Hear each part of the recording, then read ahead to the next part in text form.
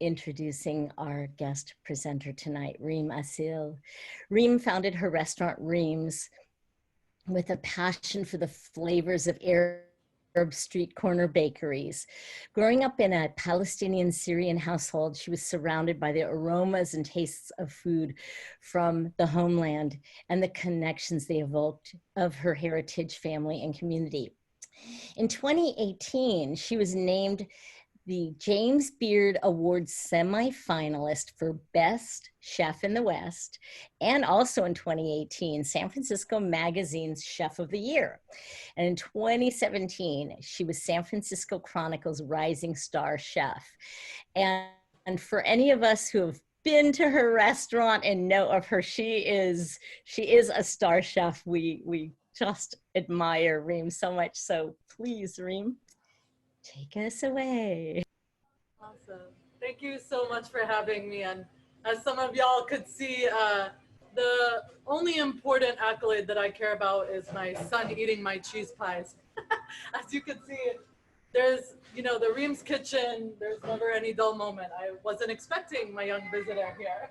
So you can see he owns the kitchen too. You want to say hi?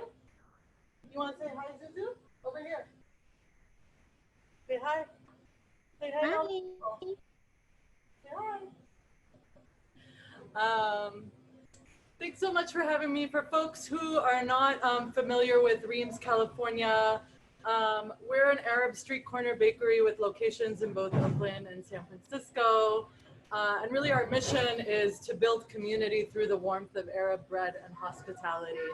And so part of doing that is not only by sort of serving the food, but engaging in the really deep, rich conversation about our culture, about the history of Arab people and the hospitality that we bring. And so super, super honored to be able to share a little piece of my culture with you all tonight.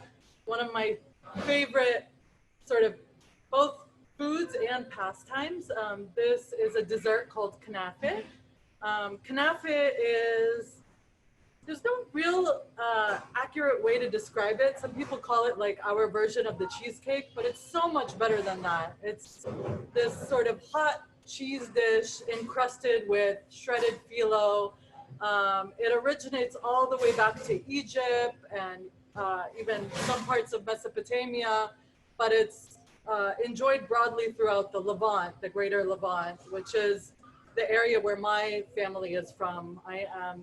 My mother is Palestinian and my dad is Syrian, and my mom grew up in Lebanon. So I represent sort of the whole vastness of that region.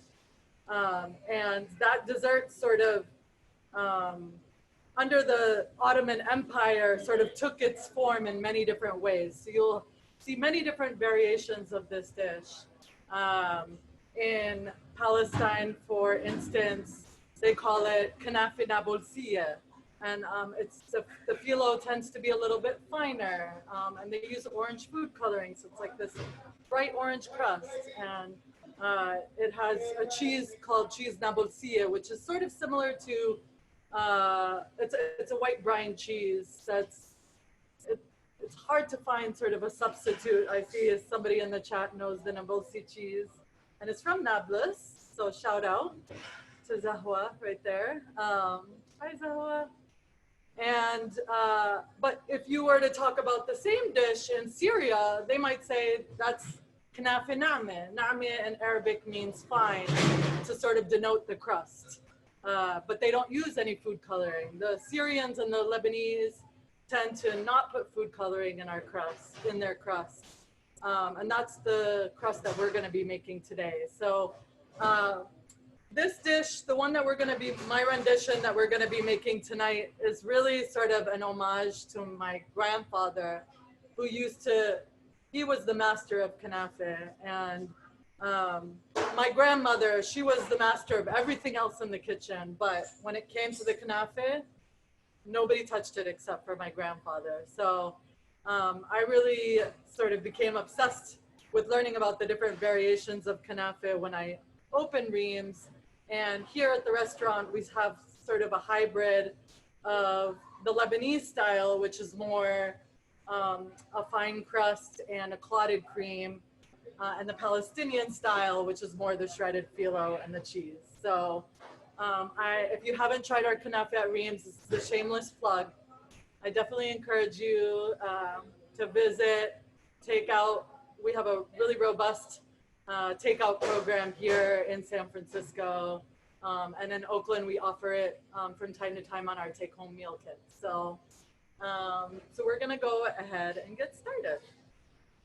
So the first key to any Arab dessert is the syrup. So we tend to not sweeten things straight up by sugar, but we make this sort of what we call atar, which in Arabic means syrup, and it's scented with orange blossom and rose, and it's just very aromatic. And I tend to make more of it than I need because it holds really well in your refrigerator, and you can stick that in your coffee in the morning. You can stick it in your lemonade, and it's just like magic. So we're gonna make sort of a master atar recipe.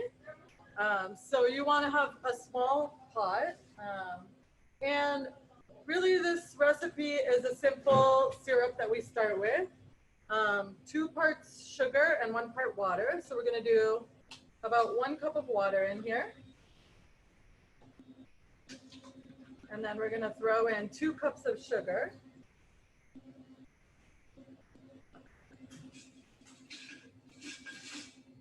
And we're gonna get this all nice and dissolved. Now it seems like a lot of sugar, but this is gonna dissolve fairly quickly. And you really wanna just bring it up to a boil, but don't keep it on a boil. You don't want this, the syrup to caramelize per se.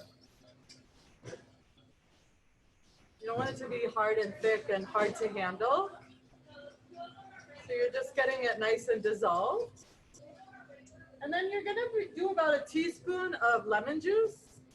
It's like half a lemon, I would say.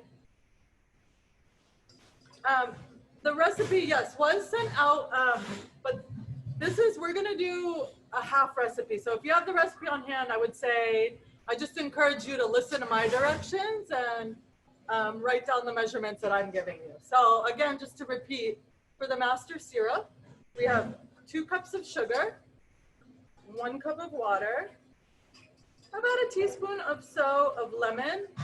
And the lemon really, I am just fascinated by my people all the time. I mean, by any sort of indigenous folks or people who've lived generation after generation, they really have a way. There's a rhyme and reason for why they do things. They may not be communicated, but the lemon juice actually has a very practical application, which is to stop the syrup from crystallizing. Reem, one of the first questions we got is, would this work with brown sugar? It would, although it would produce this brown color that you would have to, the caramelization point would be, you want to stop it from caramelizing. So you don't want it to get too dark. So you can use raw sugar is what for people who have, and I don't know the proportions of brown sugar to water, but because brown sugar is a little bit finer and more packed, I would say a little bit less. Honey is also another way people can use it, but I would say, again, honey is a little bit thicker in density, so you're gonna wanna water it down. Really what we're going for here is just the right consistency. So once I show you that consistency, you can play around with either your brown sugar or your honey to get sort of the consistency you want. But both of those things either have sort of quicker caramelization points or thicker viscosity. Does that make sense? And I do a black screen. Not you, I'm sorry. That was for my agent guy. So sorry. No worries. All right, so I'm starting to see bubbles form. So that is a good sign. So I'm just gonna let this boil while we work on our next component, which is the Kinetic Crust. So for those who did happen to get the ingredients, Who's familiar with Kanape dough? Has anybody seen this? You get thumbs up in the chat. So this is called shredded phyllo, or sometimes you'll see it in the store as kitafe, which really comes from the Turks, actually. The Turkish have this dessert, and really that is a testament to the Ottoman Empire, right? And all of those lands were under that empire. But it's readily available in most grocery stores in the frozen section of like where the puff pastries are, I would say. So you can get them in, yes. You can, yes, Fincam Kadayat, yep. They're smaller, so you're gonna have to measure those out. I can help you with that. So just to go back, because the boiling happened really quickly, if you can see, I'm gonna try to put this up on my camera. You can see all the bubbles forming. So once you see your bubbles forming, once it starts boiling, you want to actually bring your heat down to a low heat. You want it to just simmer and thicken very slowly, okay? You don't want it to caramelize. Sometimes I'll forget to take this off a boil and it just becomes a brown mess. And it becomes really thick and hard to work with. So that's looking good. How much, so, yeah, so how much honey do you add? Oh, I'm sorry. How much honey do you add to the sugar water syrup? On top of the sugar? I don't know. I guess they're thinking it's both. Yeah, I think what you have to do with the honey actually is just heat about a cup of your honey and drizzle in water, like boiling water, until you get to the consistency that you want. That's like the best way of doing it. This is gonna make about 2 cups of syrup, right? So I'm guessing it's about equal parts water and honey, if you wanted to try it that way. Check it out and let me know. I always love getting feedback because, yeah, it's like not all the time that you have everything on hand, and I'm definitely not one of those like thou must use these ingredients, but you want to keep the integrity of the ingredient for the practical use of it. And this syrup is really meant to seep into your desserts. The fun thing about Arab desserts also is that like we use a lot of savory and sweet applications, so you'll see a lot of cheeses in our desserts, so you need to kind of counteract that slight saltiness with the sweet. What can we use in place of this dough? That is a very good question. You can use breadcrumbs. I use panko. It's sort of a nice light crust. In fact, I think the Lebanese way, actually, they do use sort of stale bread that they leave out, and then they run it in the food processor to make a really fine crumb.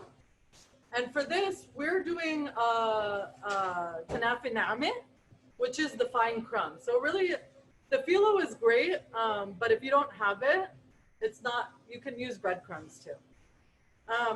For a full recipe, you can use a whole packet. Today, we're gonna use half a recipe because I'm gonna show you how to do it in a 9-inch tin.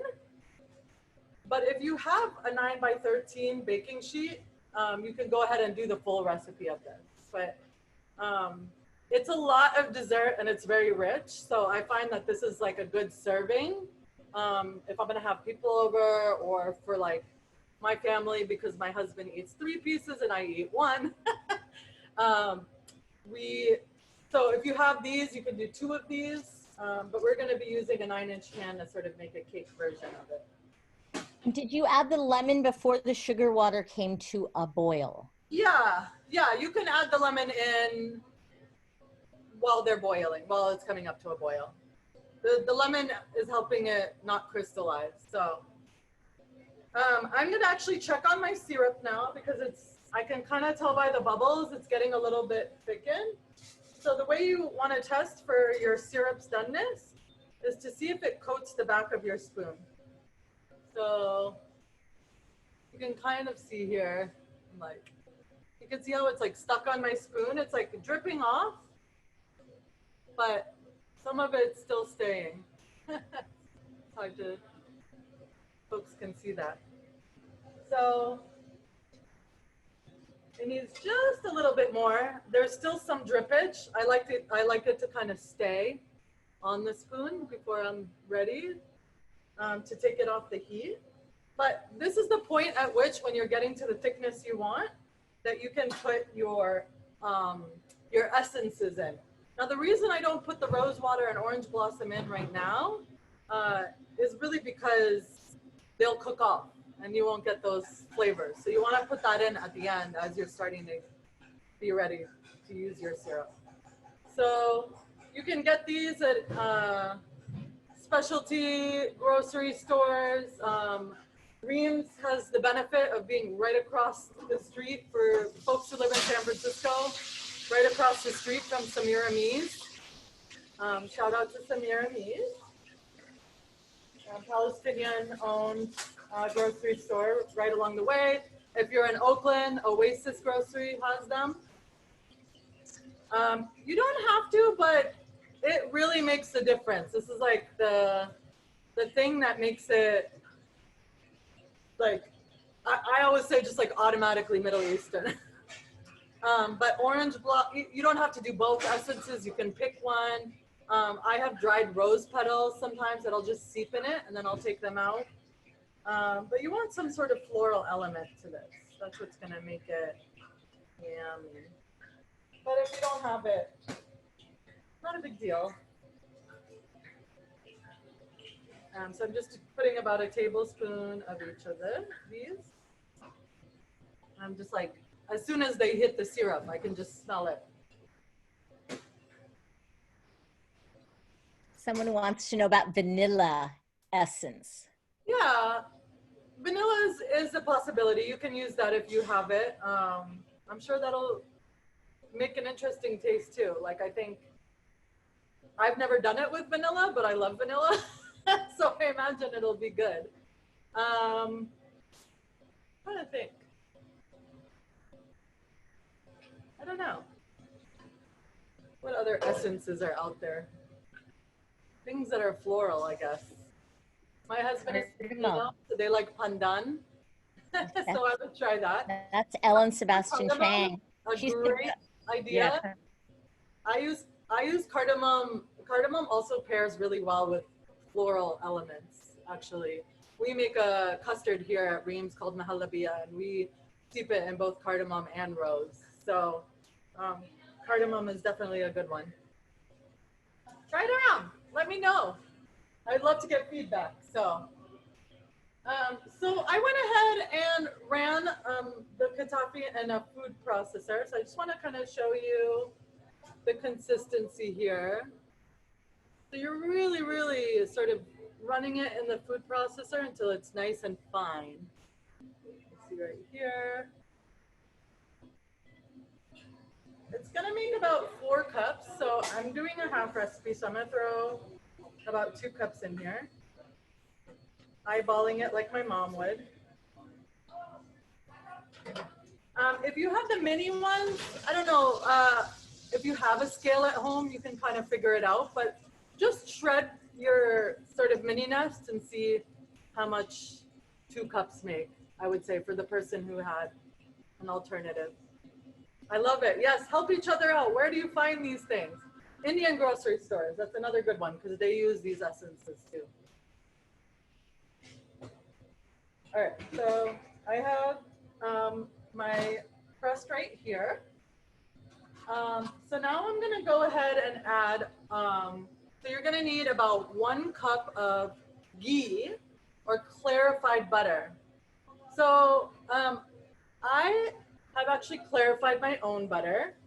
If we had more time, I would show you that process. It's kind of a long and arduous process, but I find that it's just easier to get butter because we're a bakery and do it ourselves. But clarified butter is a very sort of important element of both, I would say, a lot of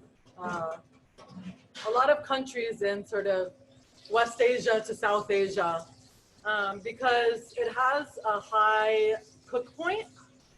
So butter actually has milk solids that contain sugar in them, right? So if you're trying to cook something and get it golden brown without burning, the butter is going to make that really hard. So we clarify our butter by boiling the butter, and then the milk solids sort of come up to the top, and then we skim them off. So this butter looks nice and clear and golden, and it's really good for you. This is like the parts of the butter that actually have the nutrients. Other people call it ghee. You can find it in the store. You can throw some ghee in your rice. You can saute things with it. It's delicious, but you really want to make sure that your butter is clarified. I will send the recipe an email. I see a lot of like, I'm sending it when people put their email in the chat. Someone missed a step after the syrup. What do you have in the bowl? Is that cheese or the phyllo? 2 cups of the shredded phyllo. So I went ahead and food processed it, but you want to run your shredded phyllo through the food processor and get almost like a very fine cornmeal texture. Yeah. All right, so we're gonna mix about 1 cup of this clarified, or not 1 cup, sorry, half a cup of this clarified butter. And then I have some pre-made syrup that I'm gonna put in here just because my syrup is a little too hot. I want it to cool down a little bit. The rule of thumb in sweets and baked, you never wanna put hot syrup on hot pastries, and you never want to put cold syrup on cold pastries. Either it'll get too soggy or it won't penetrate. So I'm letting the syrup we made actually cool, and in fact I'm going to move it away from the heat in this kitchen because it's very hot in here. But I have some syrup that I made already, so I'm going to take about a half cup of that syrup. And I'm going to throw it in my bowl here.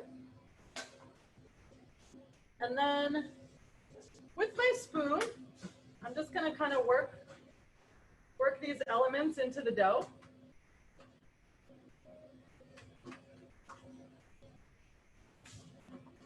You can use your hands. In fact, I'll probably use my hands because I can't help myself. Your hands really tell you where you're at. Should the dough be fully thawed? If you run it, my trick is if you run it in the food processor, it'll thaw it. So if you didn't have time to take it out, not a problem. Just break it up into sort of manageable pieces. Run your food processor for about 5 minutes, and that will thaw it out. That'll do the trick. If you so. don't have a food processor, someone asks, what do you recommend? If you don't have a food processor, not a problem. You can just essentially break it up with your hands as fine as you can. You may not be able to get it this fine, but Kanape is made in all sorts of ways. Actually, one of the traditional ways to make Kanape is just to pull the shredded phyllo apart. So you're good there. So you want your dough to sort of come together.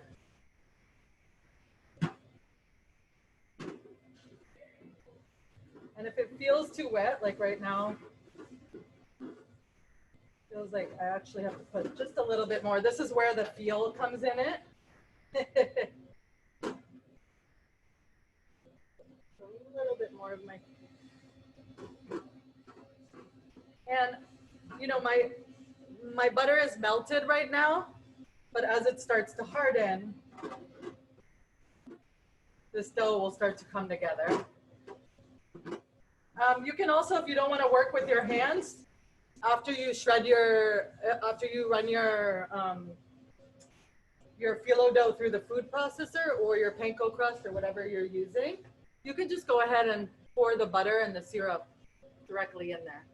So I recommend if you're going to do this recipe, make your syrup ahead of time, let it cool down so that it's not too hot. Okay, so that's looking good. Our crust is sort of coming together when I scrunch it with my hands. That's what you want to see. It's almost like functioning like a dough. Shout out to Dee. We're running service right now. you get to see lifetime kitchen action. I mean, doesn't get any better than that. All right, so one thing that I like to do in any type of baking is have parchment paper on hand. I find that putting parchment on the bottom, because we're gonna actually, this crust, even though we're cooking it on the bottom, we're gonna flip this over and it's gonna be our top crust. So it makes it easier and less likely for the crust to stick on the bottom of your tray. So if you have parchment paper, I've just gone ahead and cut a circle to kind of get on the bottom. If not, it's okay, just be liberal with your butter. And I'm gonna take actually some of that clarified butter. And I have a, can folks see this? I have a pastry brush. This is a handy dandy tool for the kitchen.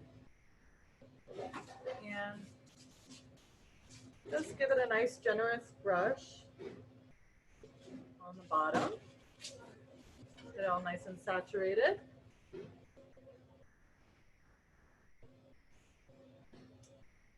And then we're gonna throw our crust in here. And you want about a 1/8 inch crust. So I'm really sort of spreading it lightly, like I'm not packing it just yet, but I'm trying to evenly distribute it, as evenly as I can.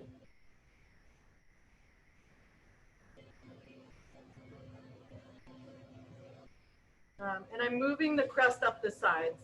I really like that side crust that kind of entraps the cheese.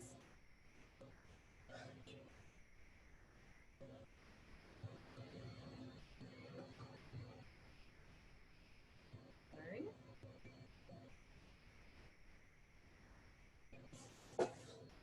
And then you want to sort of just kind of get your hands in there and apply some pressure on your crust. Really get it nice and packed. It's as if you're making, if you've made a tart or a crust, same concept.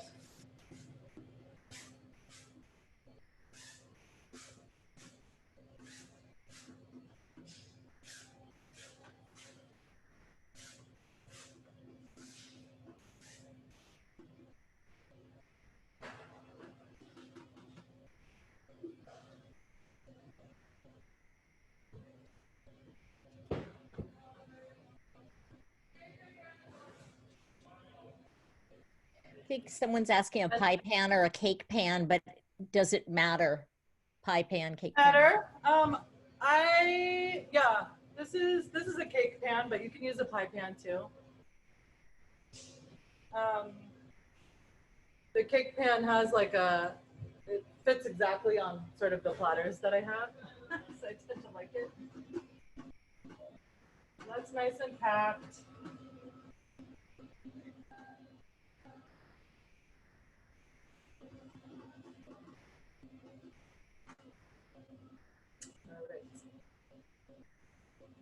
So there's two ways to sort of do this. We're gonna actually throw it in the oven and what we call sort of wax paper and parchment paper, they're similar.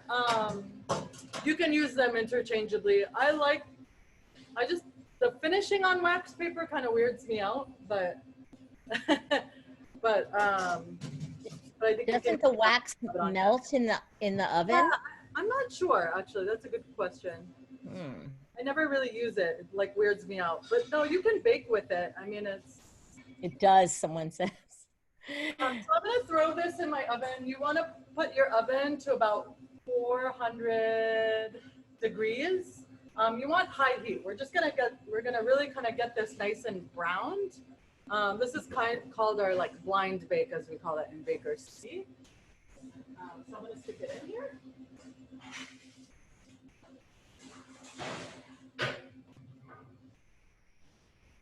And I'm gonna wash my hands really quickly.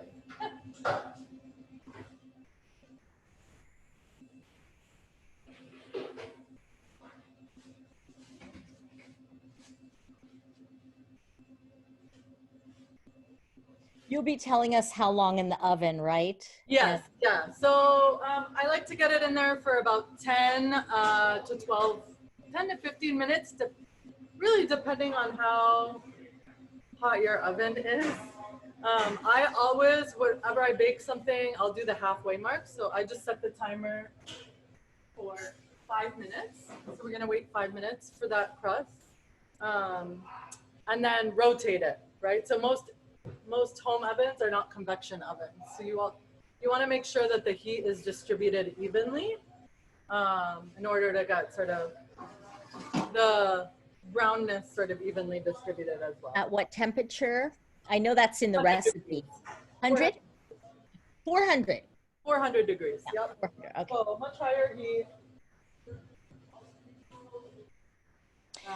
So someone who has trouble, I know this is a little different than your recipe, but someone has trouble cleaning their pastry brushes and they were wondering what you do to get yours super clean. I love the people who know how to do this better than me. No, have like a hot water bath. I feel like just soaking them a little bit before you wash them helps. But no, my pastry brushes tend to get mangled as well, and we use them a lot. So I think the key is to get good quality ones that can withstand high temperatures. Let's see, any other questions? So I'm going to talk about the cheese a little bit. So, you were going to tell us about your family as well, right? Yes, yes. Tell us a bit. Yeah, so Kanape, like I was saying in the beginning, my grandfather actually just passed away in March, so it's like still raw. But I often think about sort of, you know, everybody in my family sort of had a way of communal, like building community, and Kanape was my grandfather's way. We really only had Kanape on the special occasions, right? And either he would make it, and or we would go to the bakery. So a lot of the Arab bakeries, and we don't have that privilege here, which is why I started Reem's, but down in LA, there are a few little gems where on the weekends they serve Kanape. They have these big trays like that. See that little 9-inch tray that we made? They serve them in like huge, like 3-foot trays. And we would go and they would like serve it by the piece. And then we would have it sort of the Lebanese way, which is in a sandwich called ka'ak. And we sell them at Reem's, but they're essentially sort of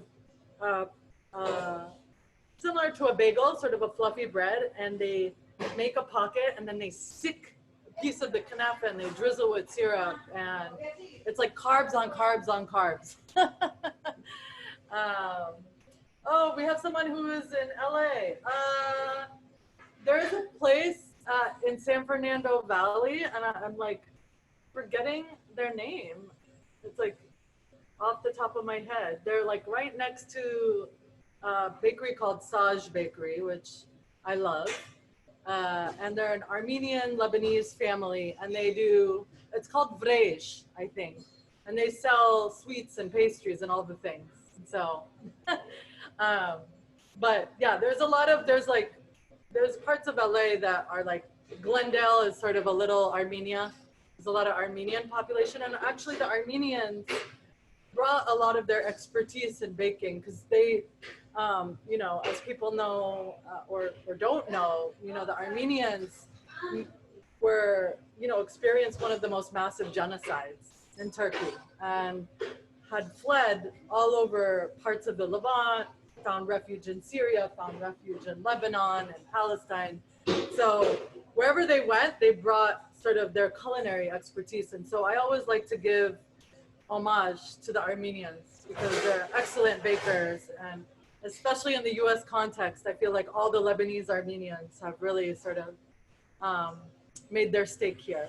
But anyways, Yeah, I feel like my favorite pastimes was watching my grandfather construct this kanape. So he would do it in one of those trays. And he always got, you know, this special kind of cheese. But if we were, if we couldn't make it to the Arabic grocery store, he would go to, he was a strong believer of Costco. So he'd get those big mozzarella, like blocks of mozzarella, and he would cut them meticulously into like perfect squares. This is nowhere near what he was doing. Oh, there's our, I'm gonna check on my, so let me just show you.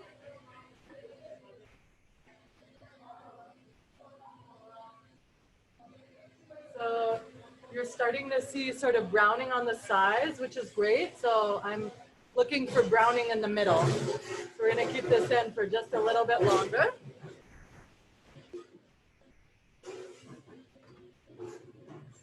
So I put another 5 minutes. So we use Akawi cheese. Akawi cheese is from the city of Akka, and it's a salt brine cheese. So it's super, super salty. So you have to actually take it and soak it in water and leach the salt out. So for pretty much most of these cheeses, unless you go to Semiramis, they have something called sweet cheese, which is a version of the Akawi without the salt. But you know, my grandfather didn't always have access to the Akawi, so he would make do with the mozzarella. And he would just like meticulously cut it into perfect squares. And he would construct the kanafe like square by square. And it was like, it took forever watching him do it. But it came out perfect because he was so meticulous. Today I used Oaxacan cheese. I find that Oaxacan cheese is also a really delicious substitute. Because it mimics sort of the braided cheeses that we have back home. So, which one? The Akawi? Akkawi. Sometimes I've seen people spell it Ackawi. Yeah. Want me to read that one to you? Great. Yeah, I don't know why it's like, maybe it's like, I don't know. But I really channel my grandfather because I feel like I carry my grandmother in the sort of maternal, like cooking, taking care of everybody's side of me. But my grandfather was like, he was the most amazing entrepreneur, really just like focused. And he went through civil war. I mean, my grandparents, like, there we go, rich pastry. Love it. I love even the address in there.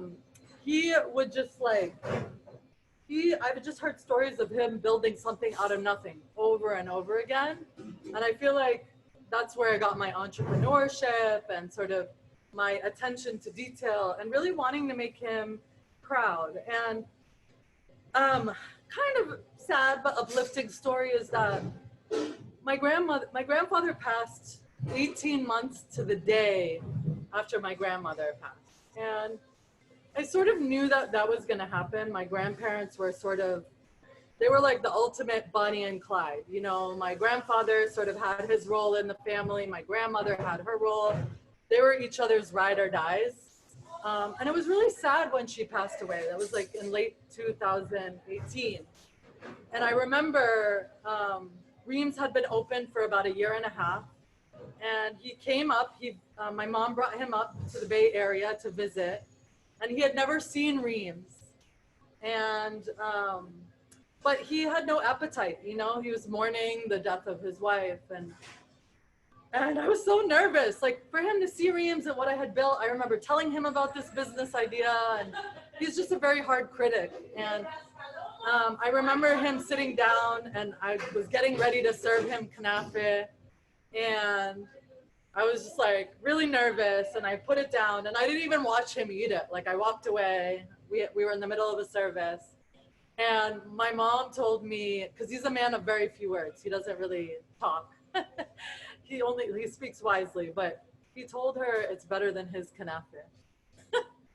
So that was like the ultimate. I just like have these vivid memories. I feel like I really made him proud, both in my business and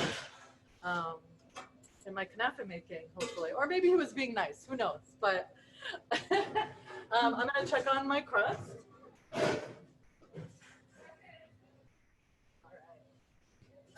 That's a beautiful story. I have a couple questions when you get that out. Ooh. All right, this is looking good.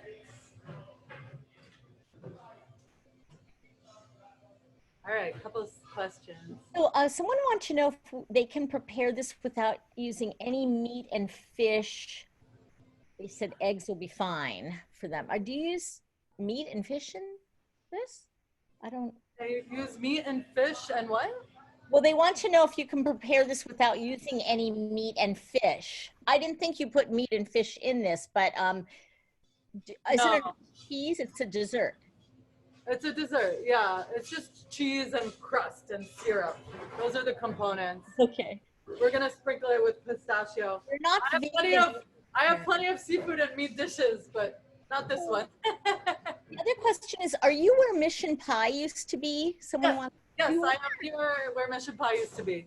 Mission Pie was actually where we first got our start. So Reem's started in 2015. We launched our first farmers market right up the street on 22nd and Mission, and the commercial kitchen that we were out of was right down the block, and the owners of Mission Pie would have us come and pop up out of here. We used to call it Manhushe Mondays. Manhushe is the flatbread that we're most known for. And so it was very serendipitous when they were moving out of this space. They actually contacted and said, we think you'd be perfect for this. So, yeah. That's thoughtful. Yeah. They were special folks. Yeah. They still are. Yeah. All right. So as you can see, this crust is beautifully brown. So we're gonna go ahead and get this cheese on it. So you're gonna need, if you're gonna make 2 of these, about 2 pounds of cheese. If you're making just 1, cut your recipe in half. And I've soaked this Oaxacan cheese. Let me just try it to make sure. I like a little salt content, but this is perfect. So however you like it. I like the sweet mix. Someone wants to know if you desalt the Oaxacan cheese. Did you? How do you desalt it? So you're gonna throw it into just like, you can, like if you're gonna make this like an afternoon, soak it the night before, overnight.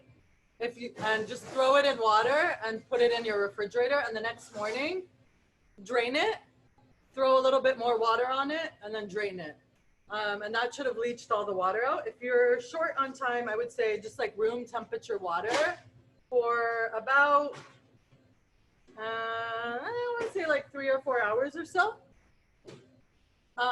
If you want to speed up the process, all you have to do is like at the 2-hour mark, drain it out, put more water in, and let it sit for another 2 hours until you feel satisfied.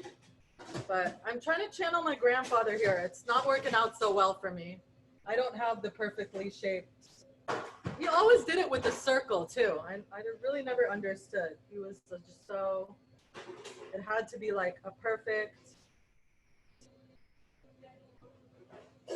sort of thickness.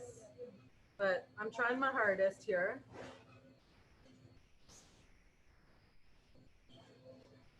Let's see here. I'm gonna move this over here. I'm gonna move this over here. Someone wants to know if the dough can be made only with butter and not syrup. Say that again? Someone wants to know if the dough can be made only with butter and not syrup. That is a good question. The syrup helps with the browning. So you really want to get something in there. I'm anti-food coloring, so I don't put food coloring in there, but somebody told me, and I haven't tried it, but like if you stick marigolds or something orange or golden in your ghee and then use that, then that will get that nice brown color. So the short answer of it is yes, but because I avoid the sort of food coloring bit, the Syrian style is to put the syrup in to help with that sort of caramelization of crust. And someone would like you to lift that up so we can see the placement of the cheese a little. Oh, yeah, you want to see my bad artwork? Let me see here. Let me make it look nice. It looks beautiful. Let me throw that up. So your friend Zawa says they only do it with butter and it works. Yeah, you can do it with butter for sure. I like to do it the Syrian way. The Syrian in me. Yeah. Traditionally in Palestine, they don't put it, but they do definitely put some food coloring in there. All right, so as you can see, I'm on the heat and already this cheese is melting. I'm gonna start to put it, my oven is really powerful, but you wanna you can either set this in the oven, but I like actually heating it on my burner and getting this melted on the burner because this cheese, depending on the quality of your cheese, tends to be a little, if it gets over baked in the oven and loses its moisture, it tends to be a little rubbery. So I like to preserve as much moisture as I can in here. So just over, like as if you're cooking rice here. And make sure that you have a mitt, an oven mitt or something, because, you know, this is really hot. But I'm watching, you know, I already know that there's like nice brown on the bottom. So I'm just giving it that extra, and hopefully if I do this right, there's no burning. The trick to this is that you want to be constantly moving it. So you want to babysit it a little bit. In fact, I think in anybody who is actually from Nablus or Jerusalem, because I haven't been to Jerusalem since I was a little kid, but they actually have mechanisms where the thing is turning, or they have one big burly man sitting over this, twisting it and being all theatrical with it. So there's questions about the cheese a lot. So how thick it is, and then someone wants to know if you can grate some cheese to cover holes. Yes. Yeah, so you can absolutely grate this. I was trying to mimic my grandfather, but usually I would just throw this in the food processor and sprinkle it over. In terms of thickness, you want like about an 1/8 inch thickness. And I like mine cheesy, so it's really like depending on what you like. There's no real sort of hard rules on this. And what cheeses, I feel like I knew that there were going to be a lot of questions about cheeses because we all have favorite. Yes. I'm using Oaxacan cheese. It's like a braided Mexican cheese that's similar to mozzarella. You can use mozzarella. I would say if you're using mozzarella, go ahead and get the full fat mozzarella. But anything that sort of has a mild flavor and is sort of stretchy in nature when it melts. You want that gooey goodness. Yeah. So the last piece that I do, sort of my little take on this, is that because this dessert is very sweet, I actually like to put a little lemon zest in my cheese. So I'm gonna get this as this cheese is melting. Sprinkle a little bit of this in here. You can also, if you please, throw this, a little bit of that in your master syrup. I just like the citrus notes that hit your nose when you have this. It sort of balances all that sweetness because this is a very sweet but delicious dessert.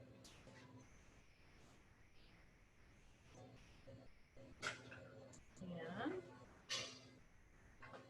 getting there.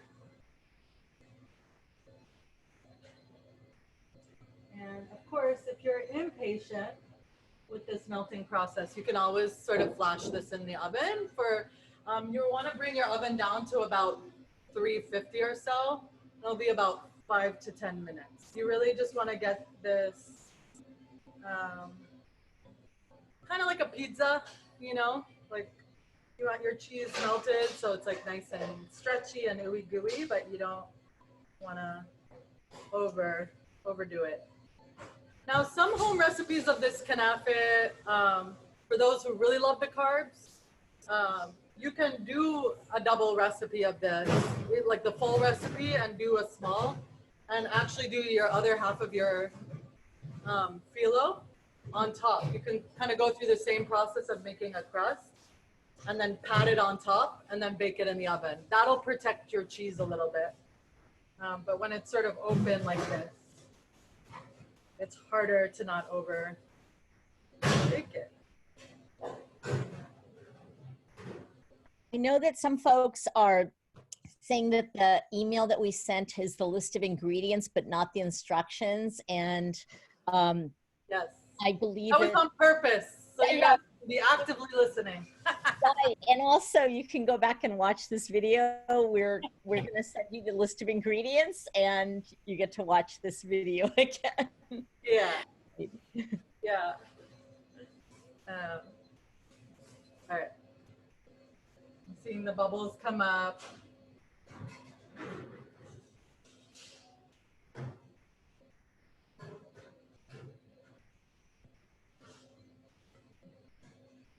Other questions while we wait?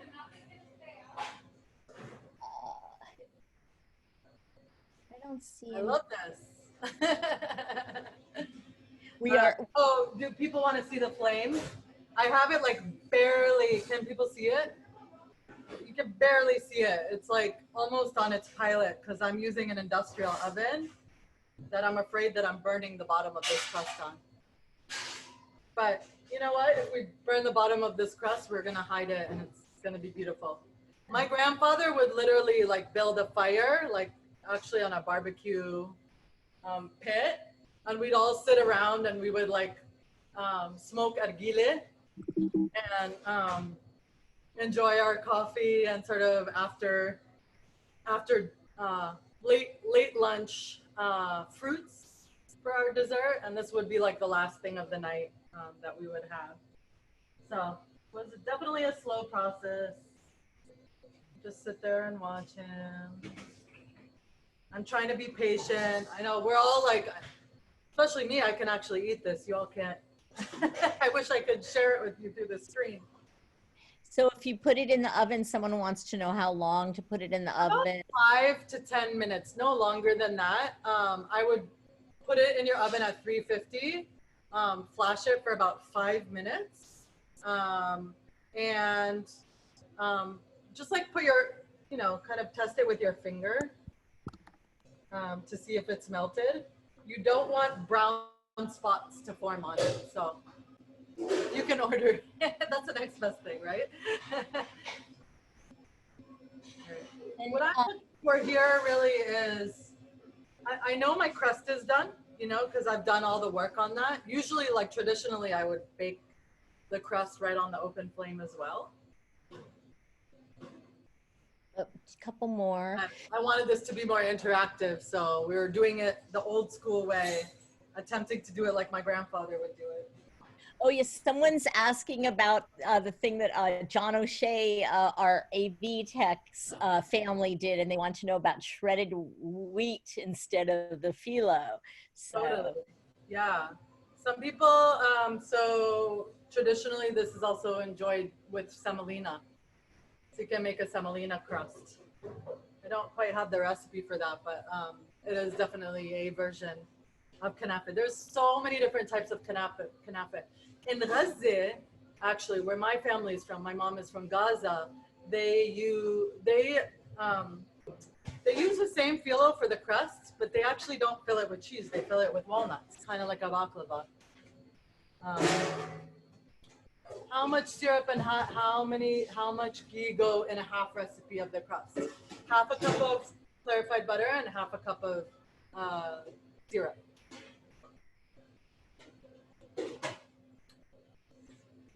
I'm just telling people we'll send them the recipe. Oh, the milk and semolina, yeah. So that's the one thing that we did change. I was gonna give you a recipe that we were gonna bake in the oven with milk and semolina, and I decided to do it the more old school way. So if you want to try the milk and semolina, by all means, it's equally as delicious. It's a little bit more of a custard though, less cheesy. All right. So I think we're ready to flip. So you want to get a flat, usually you would let this set and cool down, but I think we're going to be good here. I'm feeling good about this crust. So you want to, I'm using a 9-inch, so this is a 10-inch platter. I'm going to put my platter, let's see here. I'm putting my platter directly on my tray. And then I'm flipping. And then you want to give it a nice little knock just to make sure. I felt it, I heard it fall.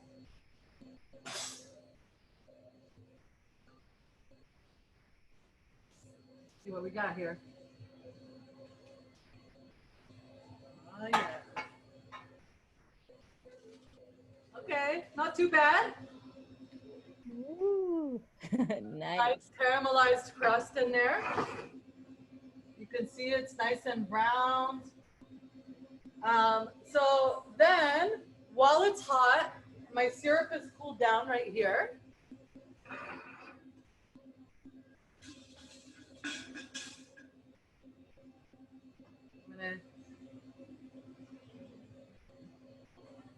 This gets, you know, a good generous amount, about a cup's worth of syrup. Or maybe 3/4 cup. Really how much, depends on how sweet you like it. See how nice and glossy the syrup is, giving it a nice shiny gloss.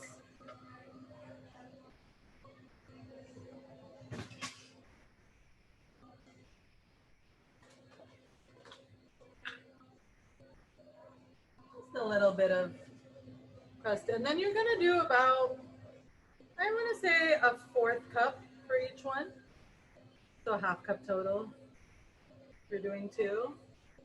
And I'm just sprinkling this all over.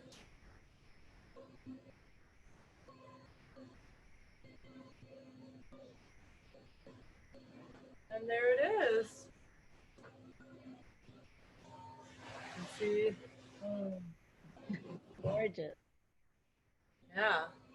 You know, if you got a few black spots, no problem. Just throw some pistachio on there. But you got a nice golden crust. And then serve it piping hot. And I want to just kind of give you all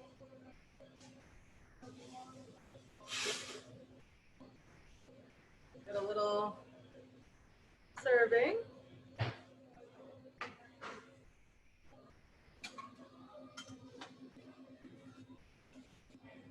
You can see. You see that? You can see it here. See how nice and stretchy it is? Yeah. Someone wants to know if you can make it the day before and store it in the fridge and then heat it up in the oven at 350. Absolutely, yeah. So if you want to sort of construct this a day ahead, just do everything up till the cheese and then store it in your refrigerator. And when you're ready to heat it up, just throw it in the oven and do the flip when you're ready to serve it. Yeah. I'm gonna try this because I can't help myself, just to make sure I got it right. Sorry, y'all.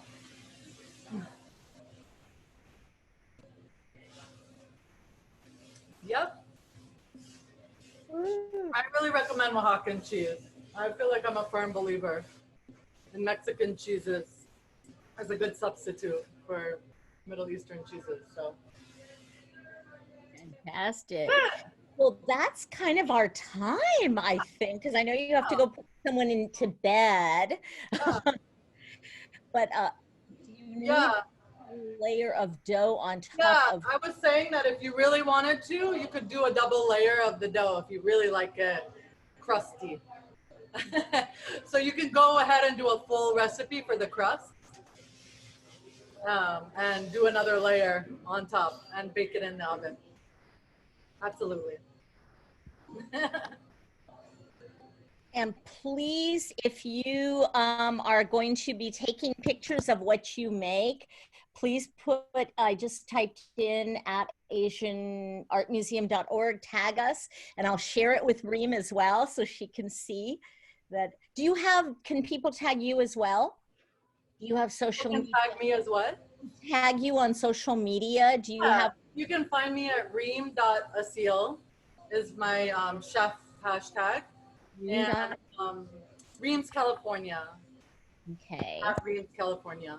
Oh, at Reem's. Oh. IG. Yeah, IG and Twitter. Twitter is Reems133. Yeah. I would love to see your creations. Yes. It would be great. I think all those variances. I want to see if anything else works. Maybe we make a Southeast Asian version with pandan and ube or something. Woo, yeah, we'll have you back. Can you clarify about Reem's in Fruitvale? I heard it was closed, but it sounds like you're still. Yes. So we are hustling and bustling in Fruitvale, doing more, focusing on mutual aid projects. We've been partnering with World Central Kitchen, SF New Deal. We're making thousands of meals for the houseless population, for folks who need it the most, who are the most food insecure in both San Francisco and Oakland. But we're also doing meal kits for our Oakland folks who we dearly, dearly miss. You can find, we have a meal kit tab on our website, reemscalifornia.com. And yeah, I really highly recommend it. It's like you cooked a Reem's meal at home, but you didn't have to do a lot of work. It's just like reheating and putting together. So that's great. Yeah. Oh, well, we want to thank you so much. It has been such a pleasure. And